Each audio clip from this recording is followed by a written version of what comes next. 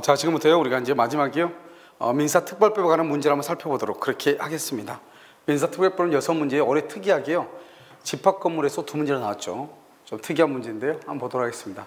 자, 주택임차 보호법이죠. 옳은 것은요, 다가구용 단독주택의 일부의 임차인이 대항력을 취득했다면 호의 건축물 대장상 다가구용 단독주택이 다세대로 바뀌죠. 그래도 이미 취득한 대항력은 상실한다, 안 한다 이 말이죠. 그래서 다가구일 때, 단독주택일 때 대항력을 취득했으면 그것이 다세대로 바뀌면 원래 다가구는 집원만 있으면 되고 다세대는 동호수 집원이 있어야 되잖아요. 그렇다 하더라도 이미 취득한 대항력은 상실하지 않는다, 맞는 말이고요.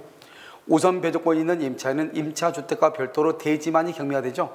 우리는 우선 변제, 최우선 변제권은 대지의 매각대금을 포함하죠. 그러니까 건물이 아니고 대지만 매각이 돼도 대지의 매각대금에서 우선 변제를 받을 수 있다, 없다? 있다 이 말이죠. 3번, 이거 임차인이 대항력을 가진 후 그 임차주택의 소유권이 양도됐다, 이렇게 돼 있죠. 그러면 여기서 이렇게 갑이 있고 여기 을이죠. 을이 임차인인데요, 임차인인데 을이 전입신고를 했죠. 전입신고. 그런데 건물의 소유자가요 병으로 이렇게 바뀌죠. 그러면 이 을은요 이 양수인한테 대항할 수 있죠. 대항한다고 하는 것은 양수인이 을에 대한 보증금 반환 의무를 부담하죠. 그래서 부담하죠. 그런데 임차인이 주민등록을 이전하죠. 주민등록을 이전하게 되면 대항력은 없어지죠. 대항력이 없어지면 양수인이 부담하는 임차 보증금 채무는 소멸한다, 틀린 것이죠. 올해는요 이것을 전입신고 전출하게 되면 대항력은 없어져서 만약에 경매가 되면은 임차인은 이 병의 건물에 대한 매각됨에서 우선 변제는 받을 수 없을지언정 전출신고를 했다 할지라도 이미 갑하고 을하고 계약이 을하고 병하고 계약으로 이미 법의 규정에 의해서, 그래서 을은 병에게 대항할 수 있고 이 병은 임대인의 지위를 승계하는 거기 때문에요 이미 을과 병 간에 새로운 임대차 계약이 형성이 된 거나 마찬가지죠. 그래서 권리 의무의 주체는 양수인하고 임차인의 관계이기 때문에요 설령 여기서 전출신고를 했다 할지라도 그래서 병이 을에 대해서 보증금 반환 의무를 부담하죠. 만약에 이런 상태에서 경매가 됐다 그러면 임차권은 소멸하면서 동시에 매각되면서 우선 변제를 받을 수는 없죠. 아시겠죠? 그렇다 하더라도 이 을은 일반 채권자로서 병에 대해서 보증금 반환 채권을 여전히 가지고 있다, 이런 말이죠. 알겠죠? 그래서 이걸 우리 뭐라 한다? 양수인은 임대인의 지위를 뭐랬다? 승계했다, 이렇게 얘기하고, 그래서 임대차 계약의 당사자인 즉 병하고 을 간의 관계에서, 임대인과 임차인 간의 관계에서는 전입신고나 전출신고와 관계없이 그것은 언제나 계약의 내용대로 서로가 서로에게 권리와 의무가 발생하는 것이죠. 알겠죠? 그래서 이것은 틀린 것이죠. 옳은 것은 기억, 니은이 된다. 76번, 세종시에서 소지하는 갑소유 X상가 건물의 1층 점포를 을이 분식점을 점유하려고 2022년 2월 16일 보증금 6억이죠. 이런 보증금 6억이라는 것은 벌써 세종시 그러면 5억 4천을 이미 초과한 것이죠. 그 다음에 월 100만 원이니까 100만 원 곱하기요 100을 곱해야 되죠. 1분의 100 그러면 1억이죠. 그러면 7억이 되기 때문에요 일대 세종시 여기에서는요 상가 건물 임대차 보호법이 적용되지 않는다, 이걸 알고 지금 이것을 봐야 되겠죠. 알겠죠? 그래서 임차권 등기는 되지 않았다, 임차권 등기는 되지 않았다 이 말이죠. 그 말은 여기서 뭐는 없다? 우선 변제권하고 최우선 변제권은 있을 수가 없다 이 말인데, 지금 여기서는요 사업자 등록을 신청했느냐 안 했느냐, 그게 이제 문제죠. 했으면 대항력을 인정되죠. 을이 점포로 인도받은 날에 사업자 등록을 신청을 했다, 그러면 그 다음날에 대항력이 생기죠. 그래서 우리가 환산 보증금을 초과하는 경우는 일단 권리금 보호되죠. 권리금, 그 다음에 대항력 인정이 되죠. 그 다음에 갱신 요구권이 인정이 되죠. 갱신 요구권 이렇게요. 그 다음에 몇 년의 보장, 10년의 보장을 해서 그 다음에 3기를 연체하면 해지를 할 수 있고요. 그 다음에 이제 우리가 코로나가 문제가 됐잖아요. 감염병이요. 그래서 우리가 집합 금지, 집합 제한이라든가 집합 금지로 인해서 3개월 이상의 집합 제한이나 집합 금지를 당한 사람은 언제든지 임대차 계약을 해지할 수 있고 몇 개월이 지나면 3개월이 지나면 임대차가 소멸하는 거죠. 이것은 여기에도 다, 즉 환산보증금을 초과하는 임대차, 즉 상가 건물 임대차 보호법이 원칙적으로 적용되지 않는 임대차에도 적용이 되는 거죠. 그래서 대항력은 적용이 된다 이 말이고요.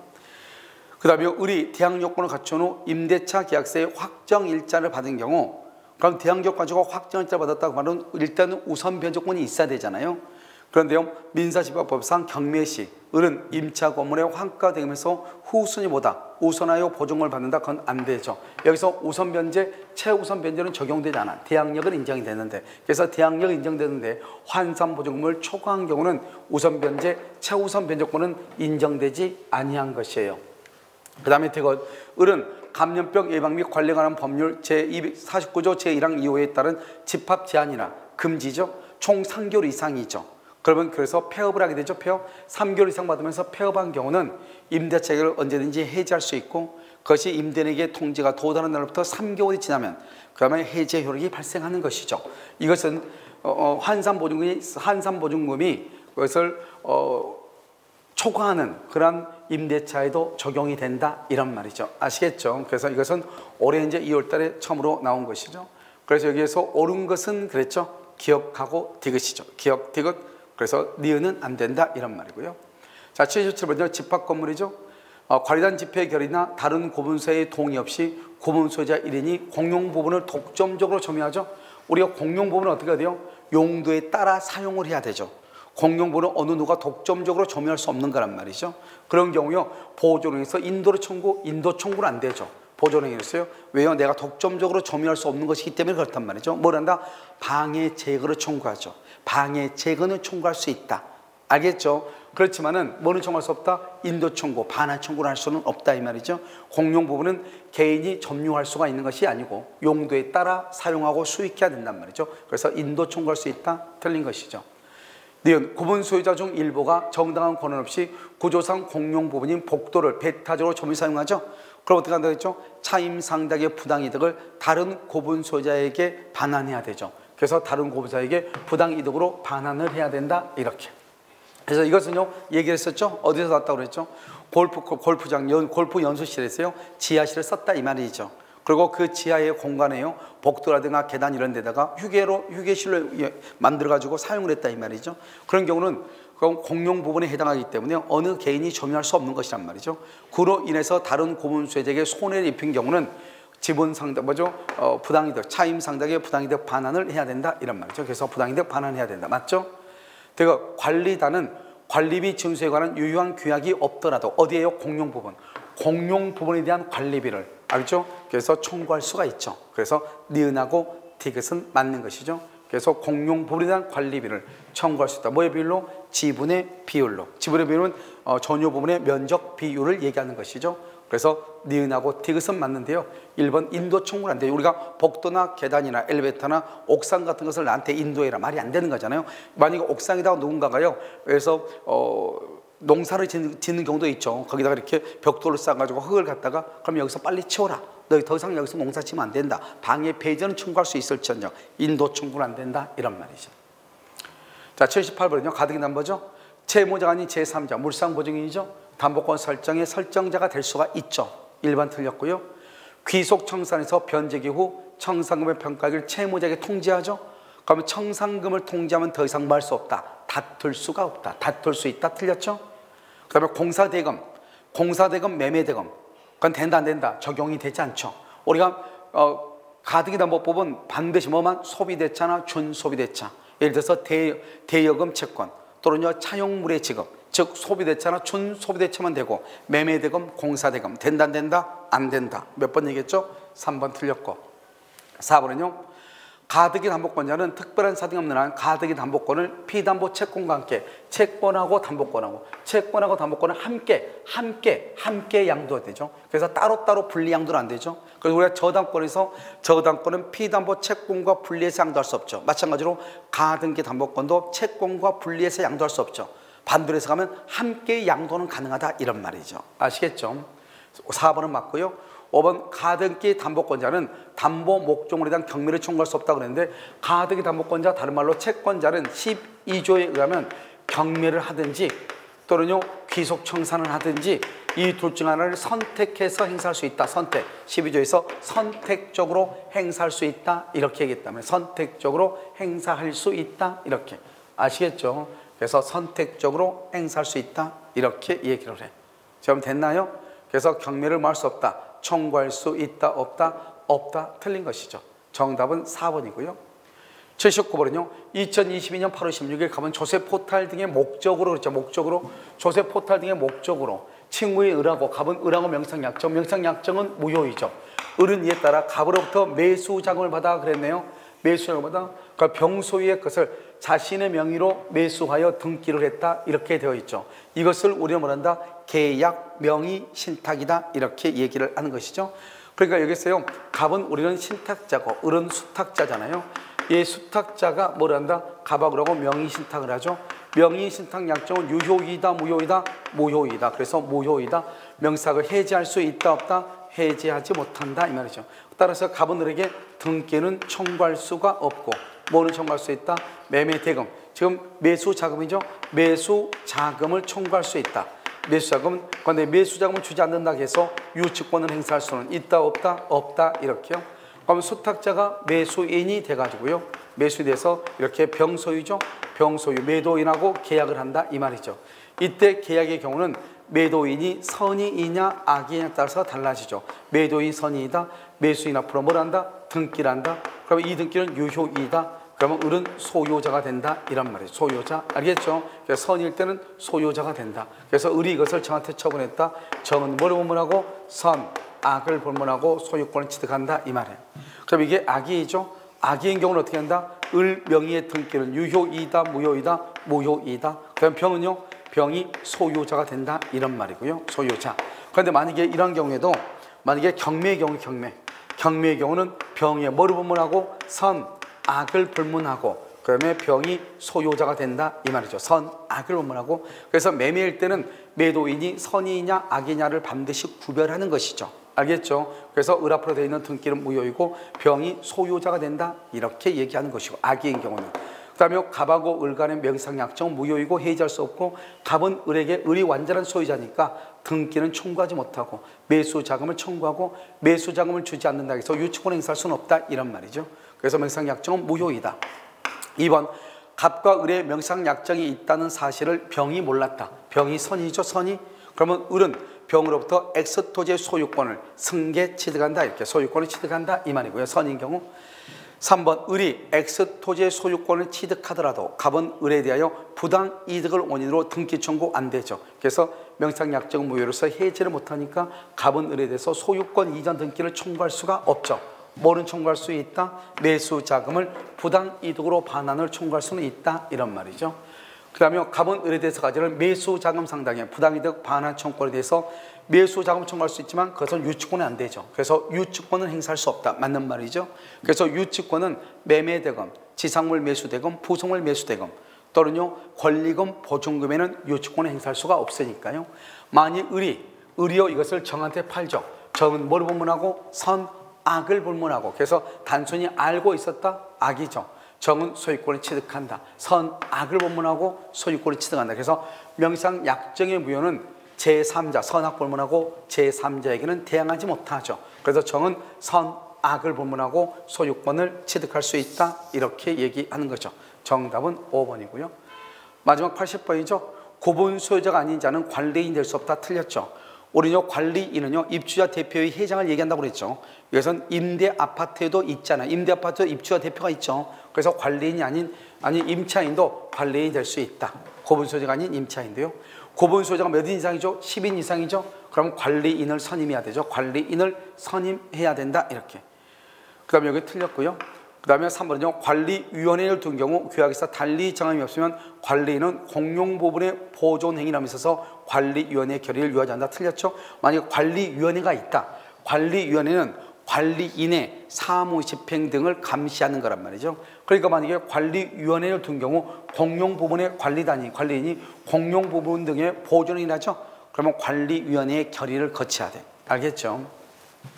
그 다음에 4번은요. 규약에서 달리 정한 바가 없으면 관리인은 관리위원회 위원이 될 수 있다 그랬는데 이러면 관리위원회는 뭐라고 그랬죠? 관리위원회는 관리인의 사무를 감독하고 감시하고 감독하고 하는 거란 말이죠. 그렇기 때문에요. 관리인 스스로가 자기를 감시 감독하면 안 되는 거잖아요. 따라서 관리인은 관리위원회 위원이 될 수가 없는 거죠. 그래서 관리위원회 위원은 원칙적으로 구분 소유자 중에서 선출을 하는 것이죠. 5번 규약에서 달리 정한 바가 없으면 관리위원회 위원은 부득이한 사유가 없더라도 그럼 틀렸죠. 이것은 여러분요 법이 아니고 이것은 시행령에 나오는 것인데요. 시행령이요. 이런 것까지 처음으로 나왔죠. 지금 우리 시험에요. 시행령에 관한 문제가 나온 건 처음이에요. 그래서 집합권법은 그 자체가 법조문도 많은데요. 시행령까지 문제를 냈다 그러면 이건 안 되는 거죠. 원리칙적으로는요. 아무튼 시행령이 있는 것인데 이것은 뭐냐면 부득이한 사유가 있어야 돼요. 어디냐? 어떤 질병이라든가 어떤 해외 출장이라든가 어떤 질병이라든가 이런 부득이한 사유가 있을 때는 서면이나 대리인을 통해서 의결권을 행사할 수 있지만 부득이한 사유가 없는데도 서면이나 대리인을 통해서 의결권을 행사한다. 말이 안 되는 거잖아요. 그래서 부득이한 사유가 있는 경우에 알겠죠? 그래서 해외여행이라든가 뭐 출장이라든가 또는 질병이라든가 이런 이유가 있을 때 서면이나 또는 대리인을 통해서 의결권을 행사할 수 있다. 부득이한 사유가 없더라도 그러면 안 되죠. 부득이한 사유가 있을 때 아시겠죠? 이것은 법에 나와 있는 것이 아니에요. 시행령에 나와 있는 것이에요. 알겠죠? 이런 것까지 우리 수험생들한테 묻는 것은 좀 무리인데 다행히 이제 이것은 정답 자체는 아니가지고 10인 이상에서는 우리는 관리인을 선임하여야 한다. 알겠죠? 그래서 관리인을 선임하여야 한다. 정답은 2번이 정답이죠. 자, 지금까지 여러분요 이렇게 해서 33회 기출문제를 한번 풀어봤단 말이죠. 33회 기출문제에서 우리가 보면 약간 박스형 문제가 조금 많이 나온 것이 있고요. 여러분 지금 보시면 알겠지만 사실은 문제를 쭉 한번 보시면 알겠지만요. 우리 공중사 기출문제의 범위하고 크게 벗어나지 않죠. 근데 많은 학생들은 항상 모든 얘기를 할 때 기출문제의 정답만 알고 있으니까요. 자꾸 기출문제하고 범위가 다르다고 많이 얘기한단 말이죠. 근데 여러분들이요 기출문제를 공부하더라도 정답만 보고 공부하시면 안 돼요. 정답을 자꾸 암기하다 보니까요. 그러니까 어떻게 하냐면 여러분들이 유튜브나 같은 데 보면은 뭐는 뭐는 뭐에서 이렇게 암기하는 거, 두 문자 암기하는 거, 그렇게 자꾸 답만 암기시키는 거, 그런 강의를 자꾸 듣다 보니까 시험 치고 나면 꼭 기출문제가 아닌 데서 문제가 났다 이렇게 얘기하는데 사실 여기서 보시면 지금 뭐 이런 것들은 어쩔 수 없죠. 이런 5번 같은 경우는요. 그럼 몇 가지를 빼고는요. 사실은 우리가 100%를 다 기출문제가 아닌 부분까지 커버를 하려면 그건 민법을 1년 내내 공부해도 안 되죠. 여러분들 적어도 85%에서 90% 범위 안에서 본다고 한다면 사실 모든 것이 기출문제를 크게 벗어난 문제는 없는 것이에요. 그럼 어떻게 공부해야 되냐? 그것은 기출문제를 그냥 보시면 안 되고 OX 형식으로 지문 형식으로 이렇게 기출문제를 분석을 해야 돼요. 적어도 10년치 이상을 반드시. 알겠죠? 그 다음에 기출문제를 그냥 보시면 안 되고 그 기출문제를 또 변형해서 반대로 변형해서 보고 이렇게 해야 돼. 그래야지 그게 암기가 될 거 아니에요? 그런데 자꾸 기출문제 눈으로 자꾸 보니까 정답만 아는 거야. 그러니까 문제 40문제는 지문이 200개인데 실제로 하는 것은 40개밖에 안 되는 거죠. 왜요? 정답만 암기하고 있으니까. 무슨 아시겠죠? 그래서 그런 문제를 뭐 그렇게 문제를 푸는 것을 조금 지양을 해야 된다 이 말이죠. 그런 문제 풀이하지 마시고 어떤 것을 지향을 해야 되는 것이냐? 우리가 지문 하나하나를 OX 형식으로 보는 거예요. 그 다음에 또 어떻게 보는 것이냐? 그래서 기출문제가 있으면 그 기출문제를 반대로요 변형해서 또 풀어보고 그래서 적어도 10년치의 기출문제가 완벽하게 머릿속에 들어가 있어야 돼. 물론 5년치만 해도 충분하죠. 그 정도로 그렇게 공부하면 그래도 여러분들이 65점 이상 맞는 거 전혀 지장이 없단 말이죠. 그런데 그나마 그것도 하지 않고 자꾸 엉뚱한 문제를 너무너무 많이 보는 것이죠. 그래서 여러분요 우리 공중사 기출문제는 저도 국가고시의 범위를 벗어나는 문제는 거의 나오지 아니한다. 알겠죠? 첫 번째는요. 두 번째는 우리 기출문제의 범위를 완벽하게 마스터하자. 적어도 5년치에서 6년치. 이 정도만 완벽하게 마스터해도 된다. 어떻게 해요? 원칙적으로 처음에 나왔던 문제, 원본을 먼저 보시고 그 다음에 그것을 변형해서 반대로 또 문제를 풀어보시고 먼저 이 기출문제가 완벽하게 내가 습득이 된 다음에 그 다음 단계로 다른 문제를 봐야 돼. 그래서 선생님들이 강의하시는 거 이렇게 보시면 그 사람들을 폄하하거나 그런 건 절대로 아니에요. 너무나 기출문제 딱 나와 있는데 이 정답을 놓고 이 정답이 뭐다 이것에 맞춰서 강의를 해. 이런 그건 아니잖아요. 똑같은 기출문제가 나오나요? 이것을 변형해서 앞하고 뒤를 바꿔서 이렇게 나오는 거잖아요. 그러니까 똑같은 문제를 놓고 그 문제에 맞는 강의를 한단 말이죠. 그러다 보니까 학생들은 그 강의를 듣고 문제를 금방 풀어보면 당연히 그런 문제를 맞춰야죠. 여러분 그런 강의는 여러분들이 몇 년씩 공부하게 되는 독이 되는 거예요. 여러분들이 정말로 1년 안에 이 모든 걸 해결하고 싶다. 그러면 민법을 정복해야 되는 거잖아요. 그럼 민법을 정복하시려면 여러분들이 기본에 충실하셔야 돼요. 기초적인 거 너무 어떤 기술, 스킬에 얽매이지 마시고 그럼 기본에 충실하셔야 돼요. 자꾸 유튜브에 떠도는 거 뭐는 뭐다 이런 암기 과목 정말 어떻게 보면은 정말 말도 안 되는 그런 방식으로 일단 학생들을 현혹하는 거 그런데 현혹되면 몇 년씩 공부하는 거예요. 여러분들이 1년 안에 합격을 해가지고 돈을 벌면은 그 기업비용이 얼마나 큽니까? 알겠죠? 여러분 제발 부탁인데요. 제발 부탁인데 기본에 충실했으면 좋겠어요. 그리고 기출 문제를 완벽하게 답만 암기하지 마시고, 알겠죠? 그 답을 맞추기 위한 강의 듣지 마시고 어떻게 해야 돼요? 지문 5개를 다 완벽하게, 알겠죠? 왜 맞고 왜 틀린가 하는 것을 지문 형식으로 OX 형식으로 반드시 그것을 여러분들이 습득을 했으면 좋겠어요. 여러분 힘든 거 아니에요. 여러분들이 힘들지 않게 공부하려고 꾀를 부리니까 이것이 정말 시간이 오래 걸리는 거예요. 여러분들 민법 한 과목 때문에 재수한다, 1년, 2년, 3년 공부한다, 너무나 이것은 비효율적이고 너무나 안타까운 것이잖아요. 그래서 여러분요, 제발 부탁인데 다시 한번 부탁드리는데 기본에 충실하셔야 돼요. 그 다음에 기출 문제를 완벽하게 이해하셔야 돼요. 그러시면 여러분들이 공부하는 범위가 줄어드는 거예요. 알겠죠? 여러분 수고 많으셨고요. 여러분 또 어떻게 하다 보니까 재수가 없어서 또 운이 없어서 내년에 다시 공부를 해야 될 분들이 계십니다. 그런 분들 제발 부탁인데요, 인터넷 떠도는 그런 강의 안 들었으면 좋겠어요. 뭐는 뭐고 뭐는 뭐고. 여러분요, 그런 강의는 누구나 할 수 있는 거예요. 여러분이 학교에도 할 수 있는 것들이에요. 그런 강의를 하게 되면 3년, 4년, 5년 공부하는 거예요. 여러분 그러지 마시고 기초의 기본적인 이론에 충실하세요. 먼저 그 모든 문제를 풀이해낼 수 있는 그런 기본적인 이론에 꼭 충실했으면 좋겠습니다. 여러분 시험 보느라고 아주 고생이 많으셨습니다. 여러분요, 또 새롭게 공부하신 분들은 내년에요 또 한번 뵙도록 그렇게 하겠습니다. 여러분 감사합니다.